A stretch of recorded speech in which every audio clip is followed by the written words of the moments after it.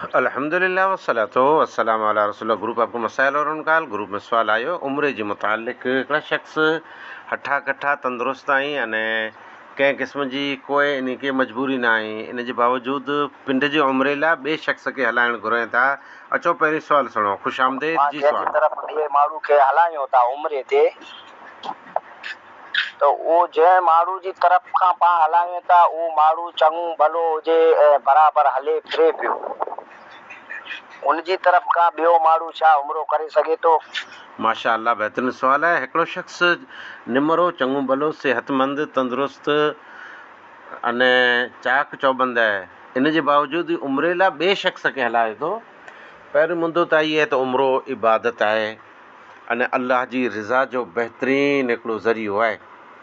हज जी इस्तिताअत वे त हज कयो, जे हज जी इस्तिताअत न आहे अने उमिरि जेतिरी ताक़त आहे त उमिरो ज़रूरु कयो। तंहिंजे ज़रिए अल्लाह ताला जी रहमत नेमत फज़ल अने हरमैन शरीफ़नि जो दीदार, हिकिड़ी नमाज़ जो सवाब अने अजर केतिरो पियो आहे। अचो इन सुवाल जे जवाब जी तरफ़ अचूं। जेको शख़्स तंदुरुस्त आहे अने इनखे कंहिं क़िस्म जी कीअं पण सफ़र जी तकलीफ़ न आहे अने ॿिए खे हलाए थो, जे हा ॿिए खे हलाए थो त उमिरो थी वेंदो कंहिंजो, जंहिंखे हलाए थो उनजो। नियत ई थींदी जे हिन शख़्स ज़ैद खे अने ख़ालिद खे उमिरि ते हलाएं, इन पिंड खे जेको इहो सदको ख़ैरात कयईं इहा अजर जुड़ंदो।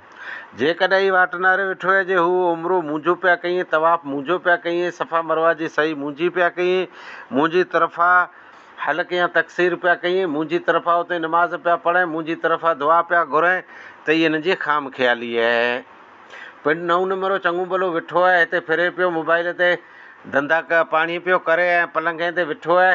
हीअं हीअं 3000 किलोमीटर अचे जा, 3000 किलोमीटर वञे जा, 6000 किलोमीटर सफ़र कयं त ई तो पैसा भले ॾिने आहे, पण उमिरो उन पिंड जो थियो तवारो न थियो।